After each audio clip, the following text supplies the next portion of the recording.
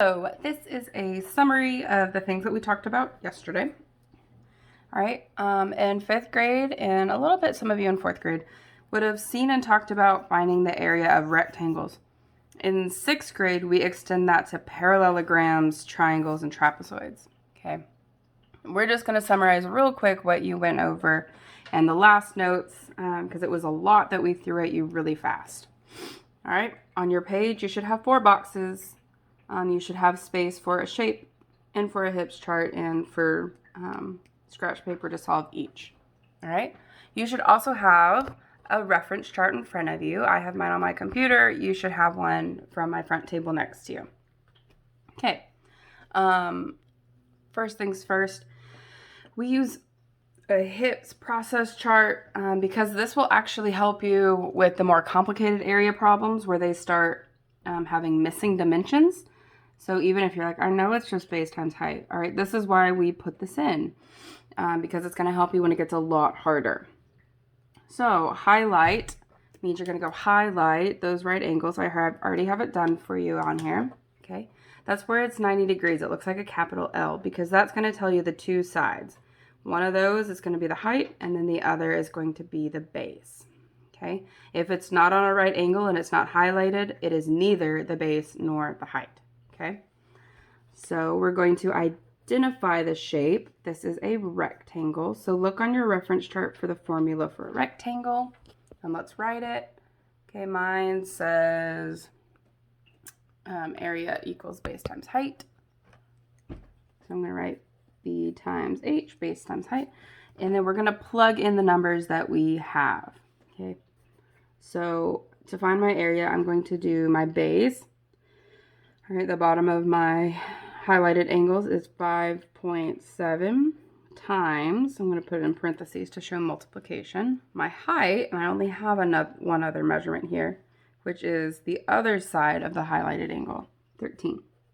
Okay, so to solve, we're going to go do 5.7 times 13 and see what you get.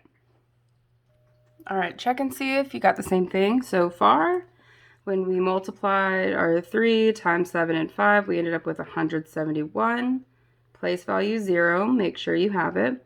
1, 7, and 5. Okay, and when we add it all up, we have 7, 4, and 1. Lastly, make sure that you put in your decimal. We don't just drop it straight down. In my problem, I have 1 space over for my decimal, so in my answer, I'm going to move it 1 space over. So my area equals 74.1, and then my units were centimeters squared. All right, pretty straightforward. Let's go and look at our parallelogram. Okay, our parallelogram is just like a rectangle, tilted.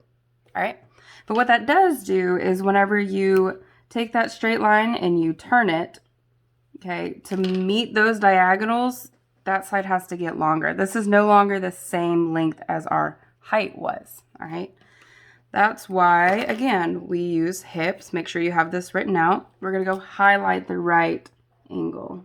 Okay, both of these sides are the same length, so it doesn't matter, but this is going to be my base and this is now going to be my height. All right, so when I come and I do my identify, okay, to find the area of what is this, a parallelogram, I'm going to draw it skewed a little bit. All right, on your reference chart, go tell me what the formula is for a parallelogram or rectangle. Remember, they're the same, base times height. All right, so we're going to do the base times the height. And when I plug it in, that gives me 7.5 times what? Which one? Okay, my 4.2. All right, remember, this 11 is no longer an accurate representation of our height. All right, it has to be the vertical one attached to that 90-degree angle.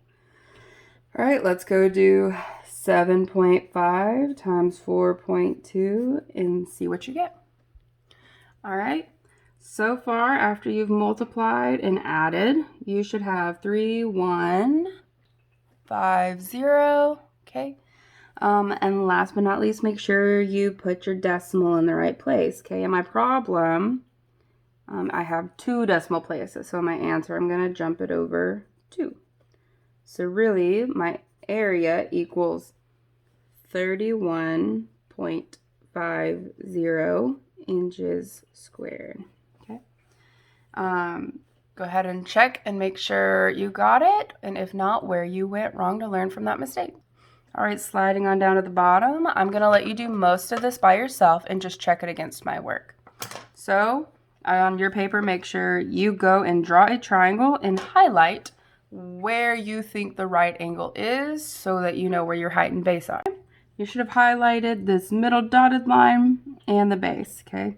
So our base is 15 and that height will be on the dotted line. All right, go ahead and identify the shape and the formula we need.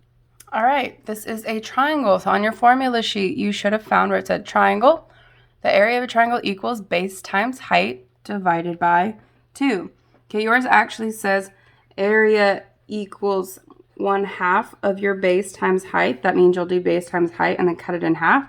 That's the same thing, base times height divided by 2. Okay, this is just the preferred method that we like writing it in.